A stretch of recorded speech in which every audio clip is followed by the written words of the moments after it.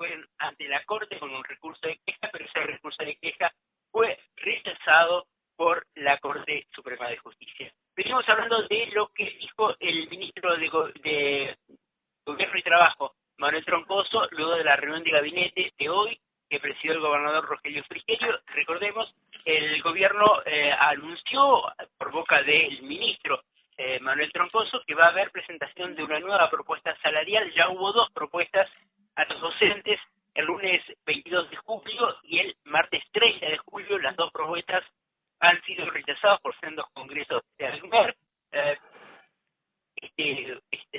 Hoy se cumplió el nuevo paro, hoy miércoles 7 de agosto, concluyó el paro de 48 horas dispuesto para esta semana por ACMER. El Congreso de ACMER, que ayer sesionó en Colón, emplazó al gobierno a presentar una nueva propuesta antes de este viernes. Lo que ha dicho el ministro de Gobierno de Trabajo, Manuel Troncoso, es que en un contexto muy complejo, casi inédito, por menos recaudación que la que hubo en pandemia, el gobernador tiene la vocación permanente de velar por los trabajadores y su recomposición salarial, por lo cual estaremos llevando una nueva propuesta a la mesa para que los salarios no se sigan descompensando, dijo el ministro Manuel Troncoso. Esta línea ahora, con puro cuento con Radio Plaza, Víctor Wood, especialista en salario docente, nos vamos a consultar cuál es la parte negativa de la segunda propuesta que hace el gobierno. ¿Cómo se analiza esta propuesta? Porque además generó mucho descontento. Eso se tradujo en el rechazo unánime del Congreso de ayer en Colón. Víctor, buenas tardes y bienvenido. Hola, buenas tardes a vos y al equipo y a la audiencia. Sí, generó mucho descontento y eso se expresó en varios indicadores que así lo confirman. El rechazo unánime de los 17 departamentos ayer en el Congreso, en las asambleas de cada escuela, el acatamiento altísimo a las 48 horas de paro del día de hoy y de ayer, y las movilizaciones que se produjeron hoy en toda la provincia, con gran cantidad de docentes y otros sectores acompañándonos que replican lo que fue la movilización del jueves pasado en Paraná. En lo personal entiendo que la oferta es peor porque la anterior tenía 3 meses de pagos en negro y esta nos ofrecen 5 meses de pagos en negro. La anterior nos proponía un porcentaje de aumento mensual que empate a la inflación, pero eso es mentira porque al ser con base a junio va perdiendo contra la inflación. La anterior lo proponía por 3 meses y esto lo propone hasta fin de año. Entonces nos asegura seguir perdiendo salario por más tiempo, la propuesta superadora a la anterior. Y en cuanto al porcentaje genuino de aumento, sigue siendo un 5%, sigue siendo insuficiente, no recupera lo perdido. Aparte nos promete hasta el año que viene seguir perdiendo sueldo. ¿Cuánto arrima esto de que aumentar el mínimo garantizado? ¿Eso distorsiona la escala salarial? ¿En qué medida afecta o beneficia subir de 379 a 430 el salario mínimo? Sí, mira, te corrijo, 365.028 es el sueldo del mes de julio. Bajó, el número que dijiste es el de junio. En julio bajó por el aumento del aporte jubilatorio y es la segunda vez en el año, como nunca antes en la historia, que nuestro sueldo baja nominalmente en lugar de subir. Bajó en marzo por la pérdida del FONIT, del incentivo docente, y volvió a bajar en julio por el aumento del aporte jubilatorio. Y te digo, el aumento genuino del 5% lleva los 365.000 a 383.000. El resto es un adicional para mínimo para subir los sueldos iniciales.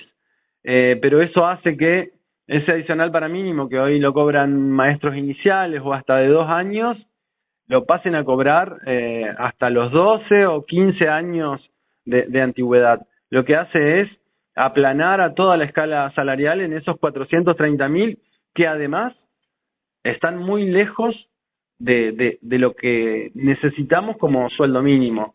Están Y ese, por ese debajo de adicional la para mitad de mí, la canasta, sí. ese adicional para mí es una suma en blanco. Es remunerativo, o sea que hace aportes a la obra social, a los jubilados, pero es como, eso lo tenemos desde el año 2004, es un aporte a los sueldos que menos ganan, es como un subsidio a la pobreza de nuestro salario, y hoy está en alrededor de 60.000 pesos y pasaría a los 110.000 pesos. O sea que, si yo digo el salario genuino testigo para el resto de la escala, debe estar en 250.000 pesos. Ese es el salario docente que se traslada al resto del escalafón. En este escenario es posible la posibilidad de un acuerdo. El gobierno dice que va a haber una nueva propuesta, tal cual emplazó ACMER antes de este viernes. ¿Crees que se va a llegar a un acuerdo? ¿Es mucha la distancia? Vos decís, la propuesta del 30 de julio todavía es peor que la del 22. ¿Es posible a llegar a un acuerdo? Yo quiero que sea posible, necesitamos que sea posible, porque la economía de la familia docente está muy compleja, es trágica, es dramática, y yo quisiera creer que el gobierno provincial buscará el presupuesto necesario, generará los recursos para hacer una propuesta que nos sirva por el momento. Es mucho lo que necesitamos, es mucho lo que hemos perdido, pero la propuesta que nos hicieron ni siquiera rima, ni siquiera nos mejora, nos empeora. Entonces, nosotros estamos dispuestos a evaluar, a poner en asamblea toda propuesta que hagan, pero tiene que ser superadora y requiere de recursos, y la responsabilidad es del gobernador de la provincia. Es el administrador de la provincia y tiene que generar recursos para que las escuelas funcionen y los docentes tengan un salario para sostener a sus familias. ¿Qué pasa con el otro reclamo que tiene que ver con el adicional que es el 029, el código 029, que es este adicional para aquellos docentes que viajan? Está pidiendo que no haya tope. ¿Hoy en cuánto está ese adicional? No recuerdo exactamente, debe estar en 70.000 pesos, si no me equivoco, o alrededor de eso. El problema fundamental que tiene ese código para transporte es que le permiten al docente viajar solo hasta 30 kilómetros de su domicilio. Y entonces las escuelas más alejadas, las escuelas rurales, requieren que por ahí los docentes viajen 50, 60 y hasta 80 kilómetros, que no se los cubren. Y esto genera dos problemas. Primero, el problema económico del docente, que tiene que poner de su bolsillo, de su sueldo insuficiente, tiene que poner para viajar. Y el segundo es que a esas escuelas no van a ir más los docentes porque pierden plata, digamos. Es un problema económico del docente, pero también es un problema educativo porque nos vamos a quedar sin maestros, que ya son pocos para las escuelas rurales. Bien. Bueno, así que el docente quedó en peor situación de lo que estaba antes con la propuesta anterior. Además, lo que planteabas, con el aumento del aporte jubilatorio, el docente registró una baja, con que no había ocurrido antes, ¿no? Sí, esta oferta rechazada, que era de un 5%, en realidad impactaba en un 1,3%, que esto es lo que recibieron los trabajadores estatales que tomaron la oferta, solo un 1,3%, que son monedas, digamos, que no recuperan nada, por el aumento del aporte jubilatorio. Víctor, gracias por estas aclaraciones para entender cómo viene el conflicto docente y cuál es el reclamo de los trabajadores de la educación en la provincia. Bien, y una cosa que quiero decir, con este salario docente se perjudican los docentes actuales, pero que van a seguir siendo docentes. Al otro día del paro todos volvemos a la escuela y le ponemos el hombro antes y después del paro, pero digo, a los jóvenes que tienen que elegir la carrera docente, que terminan el secundario, los invita a no elegirla. Y el problema es de futuro. Nos vamos a quedar sin maestros para nuestras escuelas. A esto lo venimos diciendo hace mucho tiempo y ya se está cumpliendo.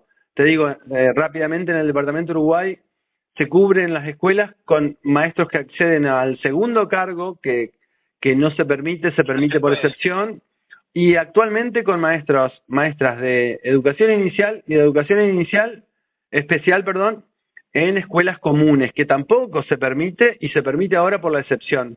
Si no, tendríamos cientos de grados sin un maestro a cargo. Es grave el conflicto. Hablamos de salario docente, pero estamos hablando de la escuela pública. Y hay que administrar la provincia para hacer viable la educación pública. Ese es el problema que nos está viendo, digo, la falta de docentes producto de que es una carrera que ya no atrae por los bajos salarios.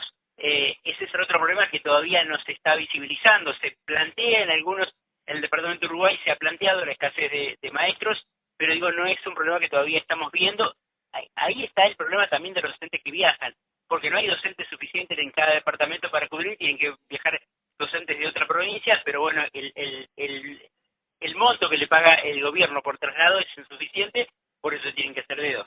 Digo, un círculo vicioso sería esto, ¿no? Sí, es así, y entonces, si el docente puede tomar una escuela que falte maestro en la ciudad, no va a viajar a la escuela de campo, y los chicos de la escuela de campo se van a quedar sin maestros. No es solo que estamos queriendo mejorar el salario porque sí, lo queremos porque lo necesitamos, pero además está en juego el futuro de la escuela pública. Gracias, Víctor, por esta comunicación. Gracias a vos.